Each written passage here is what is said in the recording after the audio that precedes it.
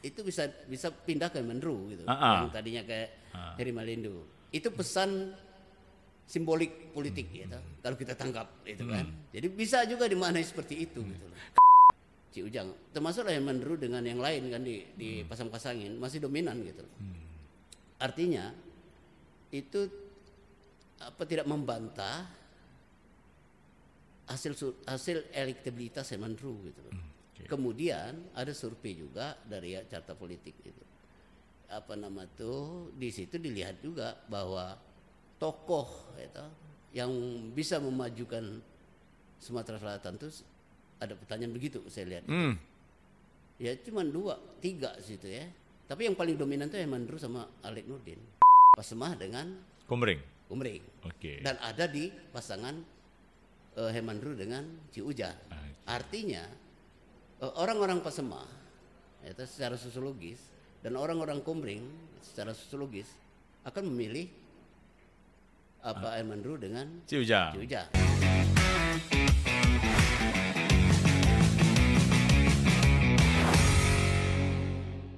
Assalamualaikum warahmatullahi wabarakatuh.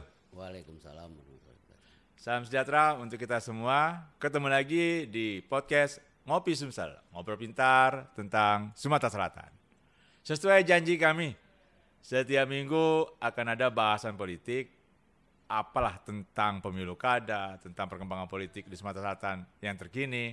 Dan alhamdulillah, ini narasumber yang bakal mengisi rubrik politik di Ngopi Sumsel.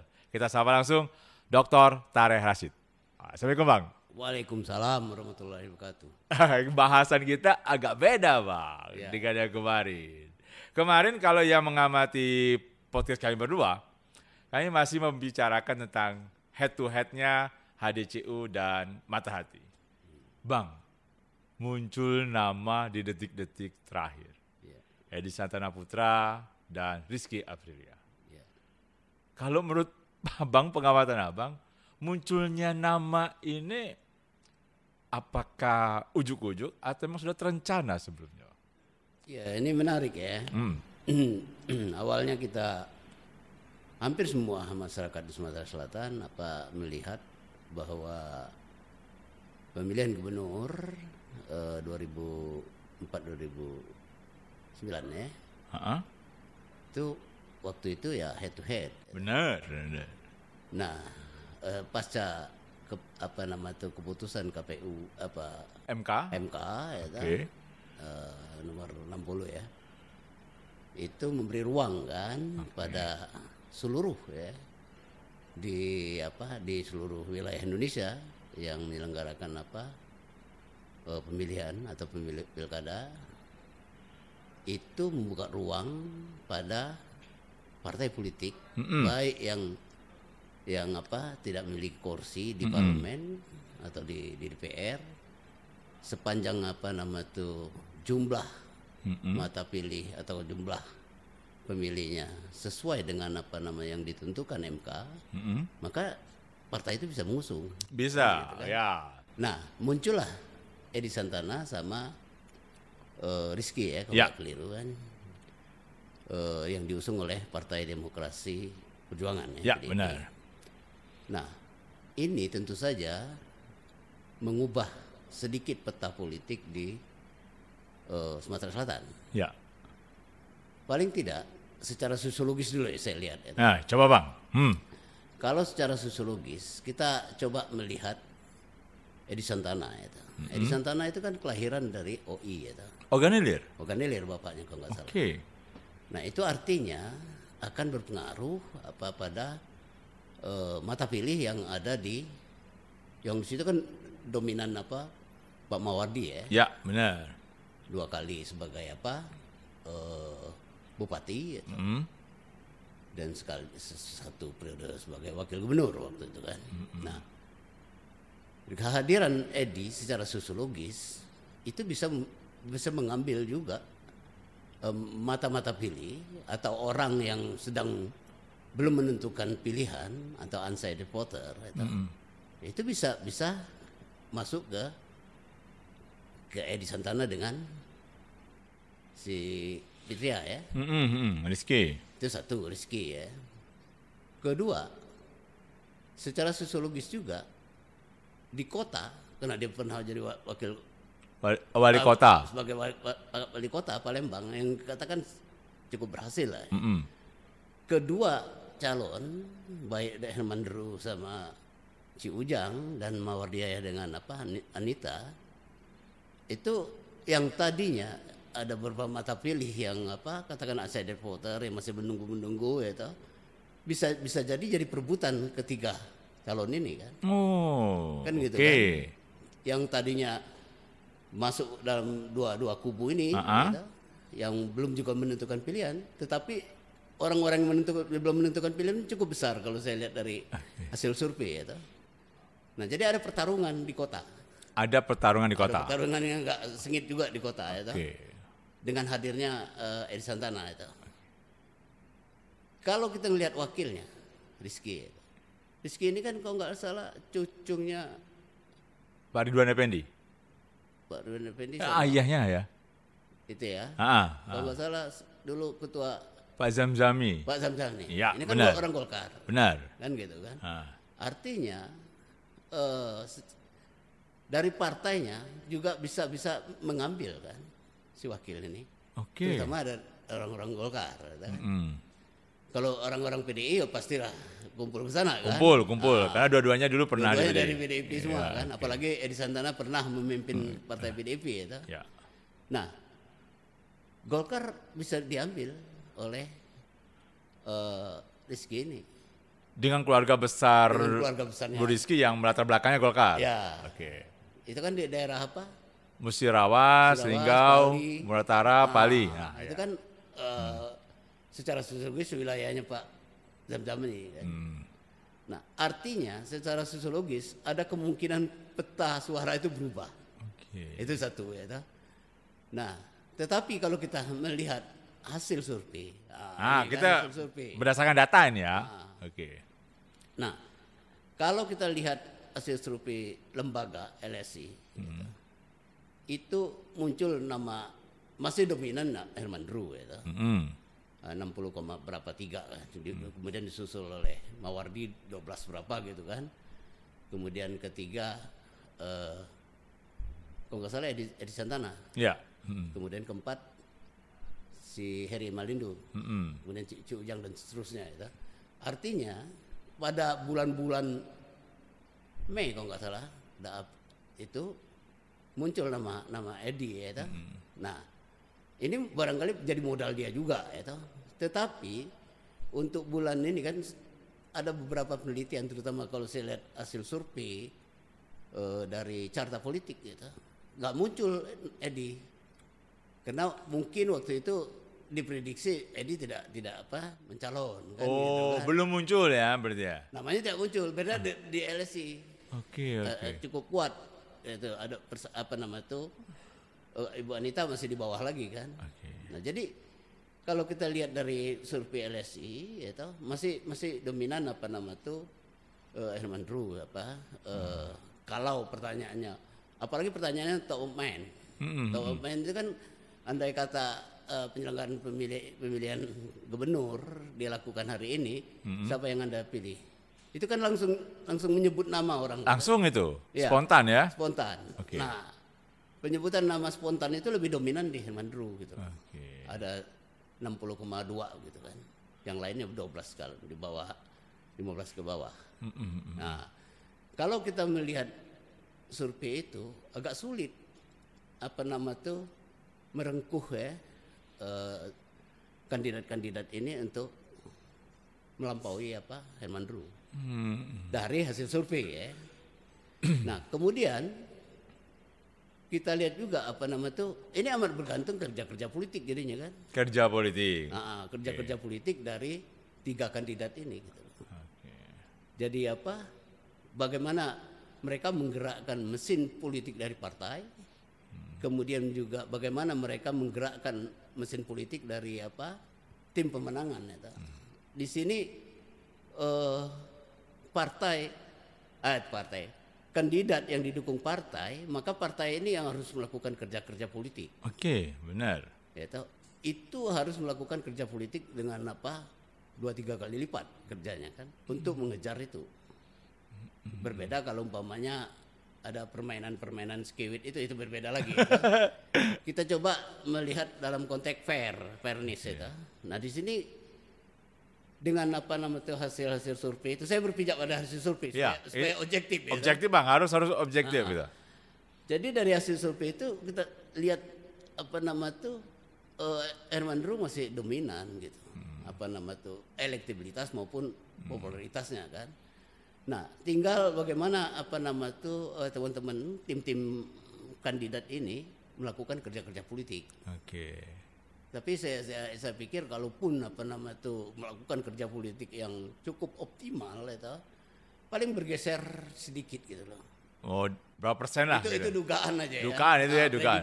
Prediksi. Nah, tapi Bang, dengan munculnya Edi Santana dengan Rizky Apriliani, yang kemarin head to head, ada tidak pihak yang diuntungkan?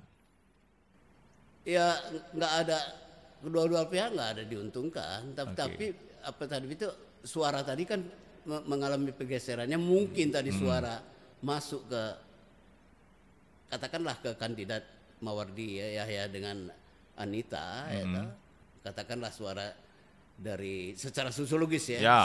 Si Fitri ya. Itu orang-orang Golkar itu masuk ke dalam kantungnya Anita sebagai orang Golkar. Pak Mawardi juga sebenarnya orang Golkar kan. Iya. Bisa sini. Tetapi dengan majunya Fitri, wakil dari Edi Santana, maka secara sosiologis suara itu mungkin berdiam ke pasangan baru ini kan, atau berpindah ke pasangan baru ini kan. Nah, begitu juga yang tadinya mungkin memilih Herman Deru sama Ci Ujang.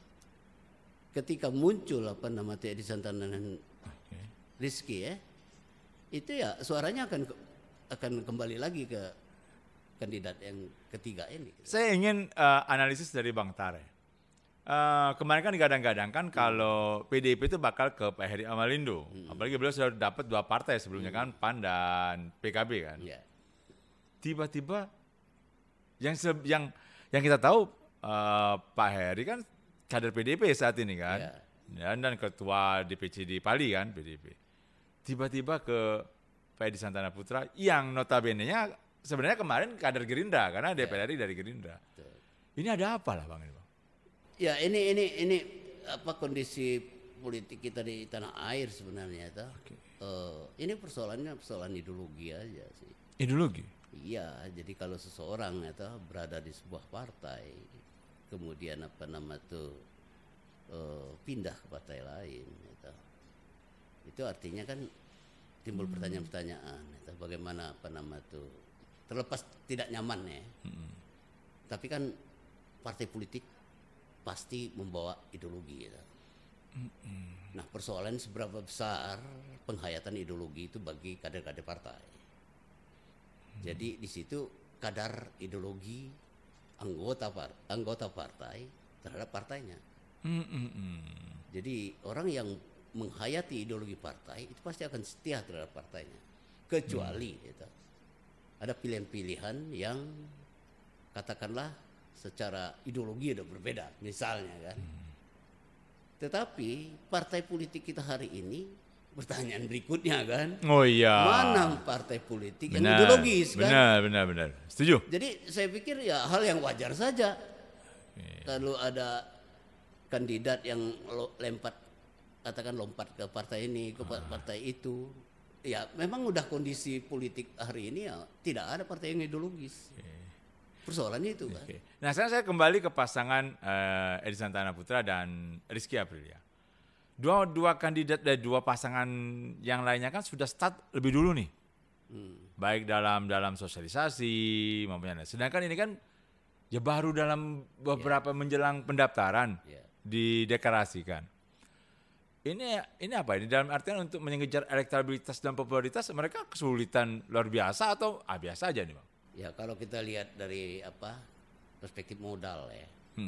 Dari modal politik dulu kita lihat. Nah itu benar. Dari modal politik, PDIP punya suara kan. Ya. Ada berapa kursi dia di Sumatera Selatan kan dapat kursi lah PDIP. Itu dari modal politik. Artinya kandidat Edi Santana dengan Rizky ini secara modal politik cukup memadai, kan itu kan? Ya, Kedua, modal suara ya. Oke. Modal ekonomi, saya kira kedua kandidat adalah Ada Bang. meskipun tidak berlebih mungkin dibandingkan dengan Mawardi Yahya sama Emandru ya. Oke. Tetapi ada kan. Itu kalau kita lihat dari modal ekonomi ya. Nah, jadi pasangan ini punya keyakinan ya, dengan modal politik, dengan ekonomi dan modal budaya tadi, ada keterikat dengan hubungan-hubungan kelahiran ya, di OI segala macam tadi kan, atau di Musirawas segala macam tadi kan, itu kan modal budaya ya. Jadi kita lihat dari situ, Edi Santana juga kan kadernya FKKPI, itu kan ya, modal sosial lah kita lihat. Jadi, Edi Santana punya modal sosial ya, pernah memimpin FKKPI ya. Nah, mungkin perhitungan-perhitungan itu yang membuat Edi Santana berserta Rizky ini maju gitu. Itu satu ya. Dengan pertimbangan itu. Tetapi perlu diingat waktu mereka mepet kan. Iya, benar. Ini kan butuh kerja-kerja politik yang sangat optimal. Okay. Karena Hemandru dan Ci Ujang serta Mawardi Yahya dengan Anita Nuringhati ini kan sudah melakukan kampanye sebelum formal ya. Ya. Itu kan boleh dari undang-undang kan. Boleh. Sosialisasi lah Bang ya. Sosialisasi ya. Nah, di sini Edi Santana bersandar pada masa lalu ya. Artinya dia berharap melakukan rebonding ya. Posisi dia sebagai wali kota. Kan gitu kan.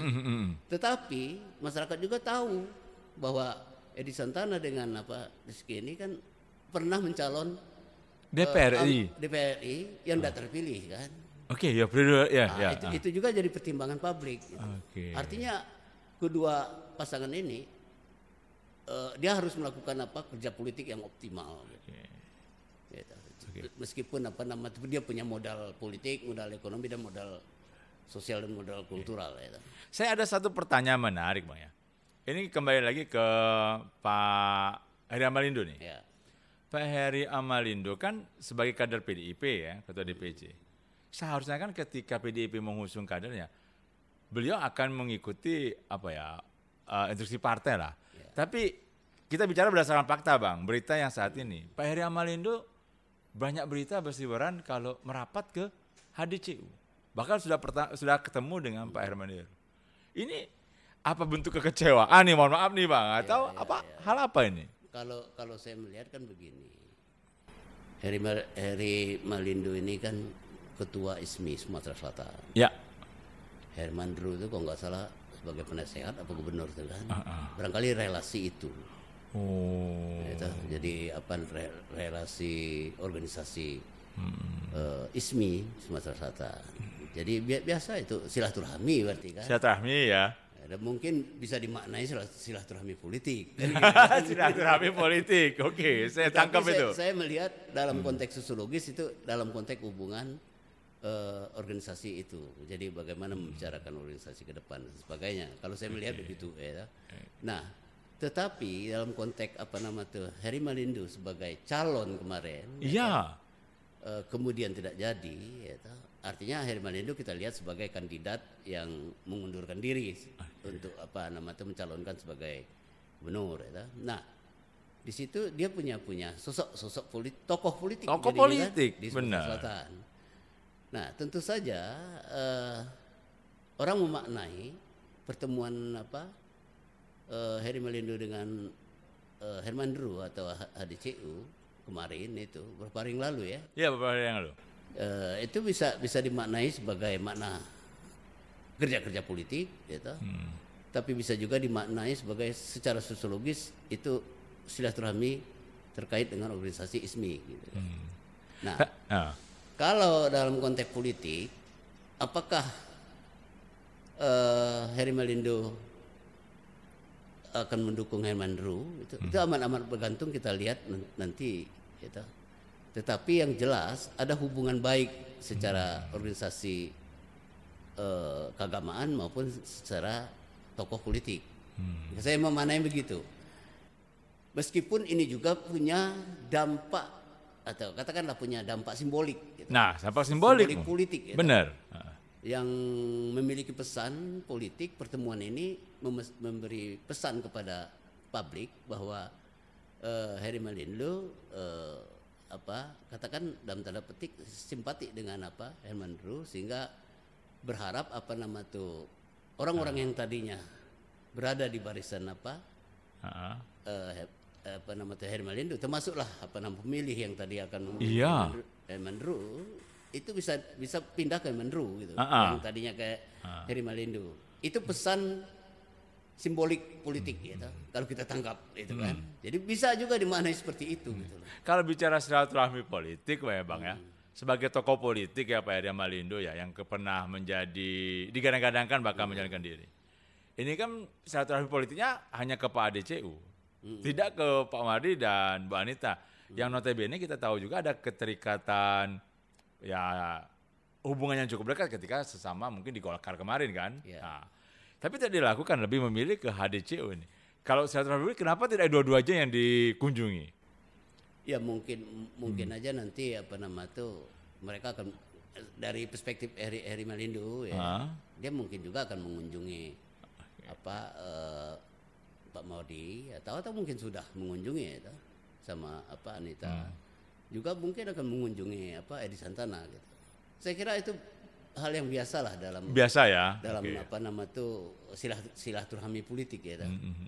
Dan itu menunjukkan kedewasaan pemimpin kita ya. Nah, setuju. Kalau kita lihat, kita maknai seperti itu ya. Nah, tapi bisa juga kita lihat dari teori simbolik. Itu punya pesan pertemuan-pertemuan itu untuk kepada publik agar kita melihat bahwa sosok tokoh ini sangat akrab dengan katakanlah Herman Ru dan Ci Ujang, sehingga pesan politiknya supaya publik memilih Herman Ru dan Ci Ujang. Bisa begitu dimanai. Termasuk juga kalau Heri Malindo datang ke Mawardiaya dengan Anita Nuringhati kan. Saya kira Anita Nuringhati sama Heri Malindo lebih dekat hubungannya kan. Benar. Termasuklah Pak Mawardi karena ini orang-orang Golkar dulu kan. Benar. Terlepas Pak Heri Malindo kemudian masuk ke PDIP ya. Tetapi ada historik politiknya. Nah, historik politik ini bisa juga ya, dalam tanda petik mengajak secara simbolik tadi. Nah, ini amat bergantung nanti publik yang menentukan pilihan.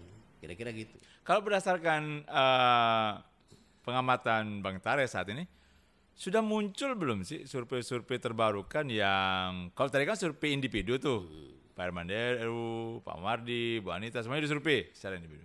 Survei yang per pasangan sampai saat ini. Karena sudah berseliweran ini, persentase pasangan ini berapa memperoleh ini. Kalau saya melihat yang terbaru itu ya carta politik itu yang saya dapat ya. Oke. Itu juga dilihat per pasangan, termasuklah tokoh ya. Kalau umpamanya dipasangkan, itu tetap antara Ci Ujang dengan Herman Ru lebih dominan gitu. 57 apa gitu kan. Itu sudah ada pasangan Pak Edi Santana dengan Rizky? Nah, untuk Edi Santana belum. Belum ada. Itu baru pasangan Mawardi sama Anita, termasuklah Mawardi dengan di gatuk-gatukin ya. Oh ya, di serang-seling lah.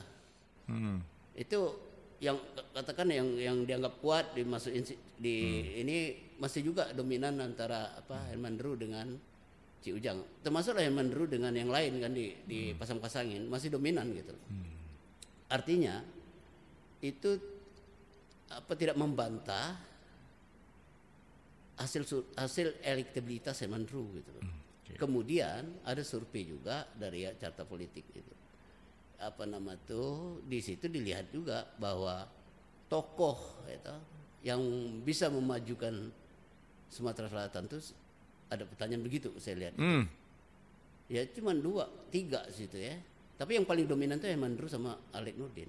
Oh. Gitu kan. Artinya yang lain itu di bawah itu gitu kan. Oke. Nah, itu ada pertanyaan begitu. Artinya dari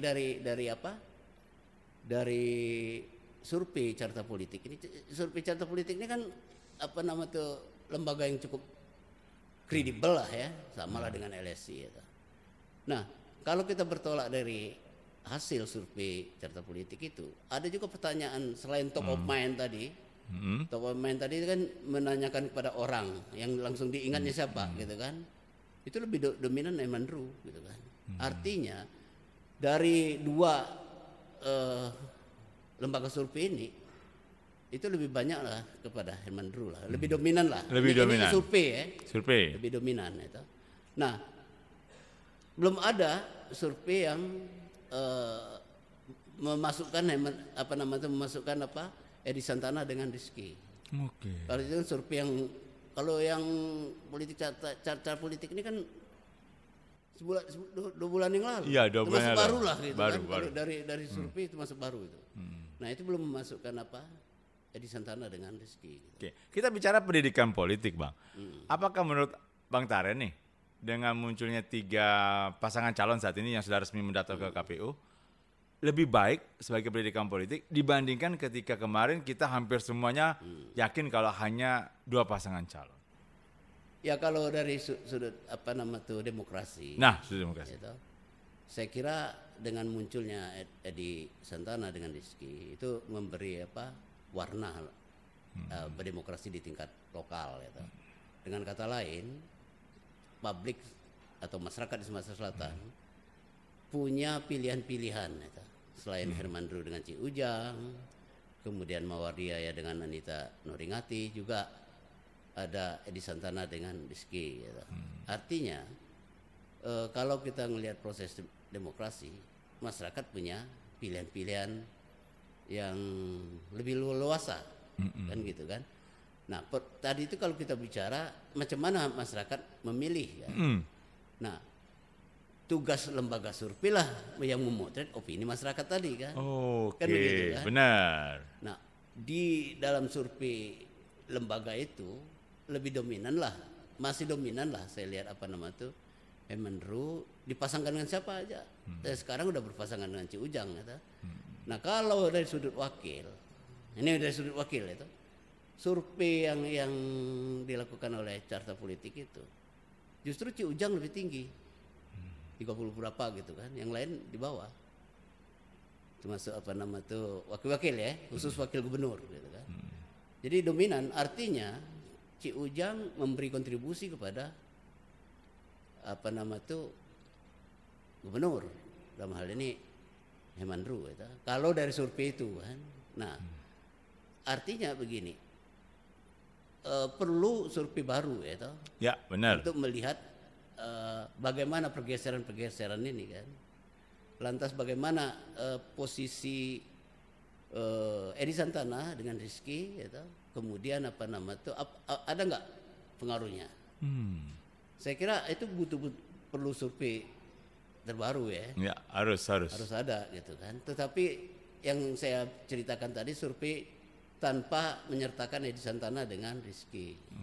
Tapi termasuk survei baru yang dilakukan oleh Carta Politika ya. Carta Politika. Bang, kita sambil ngopi Bang, karena siap. Ini sudah di penghujung podcast, sudah tidak terasa hampir 30 menit.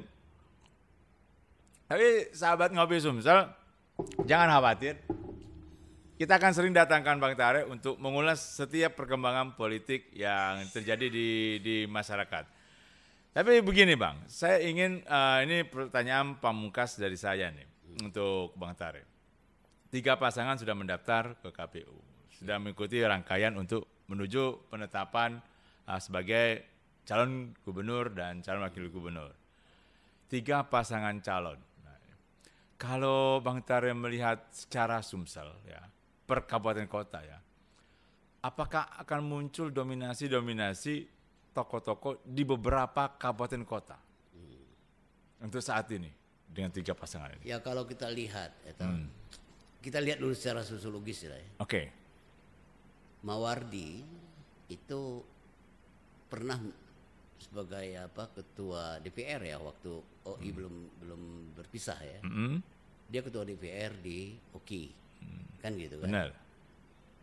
Artinya OKI ada masa dia. Oke. Kan?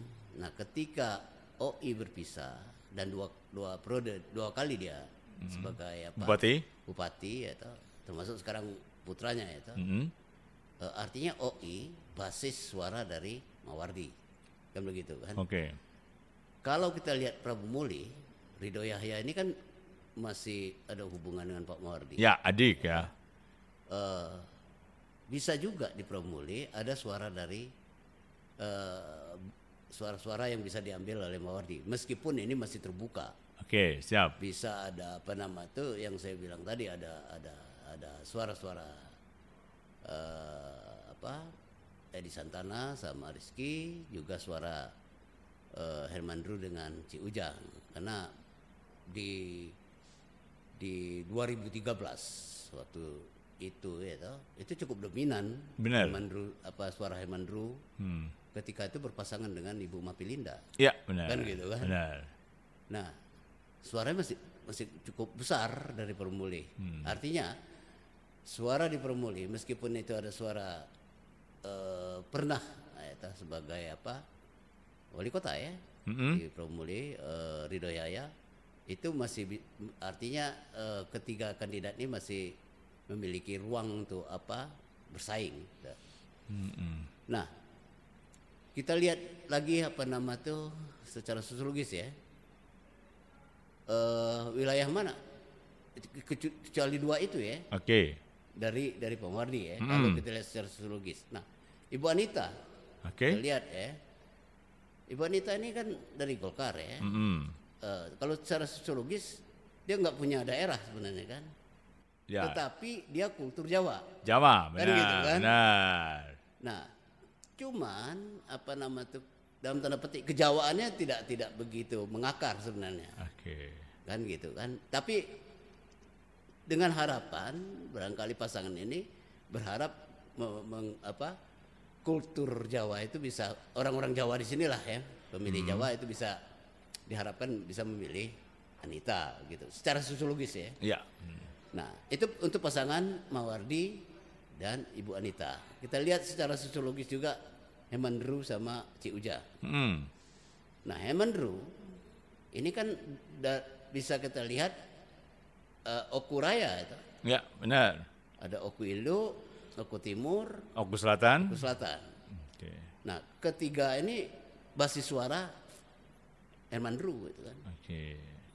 Nah, selain itu 2013 sama 2018 ada modal-modal suara di Muara Enim. Oh iya di benar. Musirawas itu, Banyasin, termasuklah Kota Palembang itu. Termasuk Kota Palembang. Nah, itu suara-suara dari kerja-kerja politik. Tapi secara sosiologis Herman Dru berangkat dari tiga itu. Oke. Nah, wakil Ci Ujang. Ci Ujang ini representasi dari Pasemah. Pasemah ini kan luas. Muara Enim tempat saya itu kan bagian juga Pasemah. Masuk ya? Iya, Pasemah. Jadi Pasemah ini luas. Nah, akar politik di Sumatera Selatan cuma dua. Pasemah dengan Kumring. Oke. Dan ada di pasangan Herman Dru dengan Ci Ujang. Artinya orang-orang Pasemah itu secara sosiologis dan orang-orang Kumring secara sosiologis akan memilih Herman Dru dengan Ci Ujang. Oke. Ini secara sosiologis. Sosiologis saja, kita bicara sosiologis. Oke. Nah, sekarang artinya lebih dominan Herman Dru sama Ci Ujang. Kalau kita ngelihat secara sosiologis tadi, ya, kemungkinannya menang ada di pasangan ini kan. Nanti terlepas orang itu memilih di kotak suara, tapi secara kita bicara begitu. Kita bicara teoritis sosiologis. Nah, kita lihat pasangan Edi Santana. Secara sosiologis Edi Santana berasal dari OI. OI. Sebaris sedikit di OI, karena bapaknya tentara kan. Nah, dari ini ada pergeseran suara juga di kantung suara Mawardi Yahya kan. Kan gitu kan? Benar. Kalau Edi Santana masuk ke Oku Selatan agak sulit. Ya? Termasuk ke Pasemah agak sulit kan. Nah kita lihat si Rizky wakil itu. Rizky ini yang Muratara lah, Musirawas lah ya. Musirawas. Musirawas. Linggau. Muratara, Linggau. Ini basis dia kan. Dalam petik secara historik basis kakeknya atau bapaknya kan. Jadi suara itu kemungkinan akan ke sana. Jadi ada beberapa suara yang secara sosiologis akan memilih mereka. Ya kan? Nah, dari sudut politik ini partai. Nah, kan? Kalau dari sudut partai kita bisa melihat hasil suara partai. Meskipun itu tidak menjamin orang yang memilih partai kemarin memilih juga kepala daerah. Tidak kadang-kadang tidak sinkron, tidak lurus gitu loh. Benar. Bisa aja dia kemarin memilih PDIP misalnya kan. Ketika pileg ya. Ketika pileg kemudian ketika pemilihan pilgub dia mengubah pilihan. Jadi tidak tegak lurus gitu loh. Nah, orang-orang yang berada yang memilih partai tadi atau orang-orang yang dalam tanda petik konstituen atau simpatisan partai tadi itu bisa berubah ke pasangan lain gitu. Siap. Jadi bisa kita lihat dari perspektif sosiologis, dari perspektif politik. Gitu. Politik. Ini terlepas dari hasil survei kan, tapi hasil survei itu bisa terkonfirmasi dengan analisis sosiologis tadi dengan politik gitu. Kita lihat aja hasil surveinya lebih dominan di HDCU gitu. Oke, ini prediksi dari Bang Tare berdasarkan analisis berdasarkan analisis beliau. Baik sahabat Ngopi Sumsel, tidak terasa hampir 40 menit. Kami terima. Silakan komen di channel YouTube kami. Mau topik apa tentang politik yang akan kita bahas dengan Bang Tare untuk minggu depan?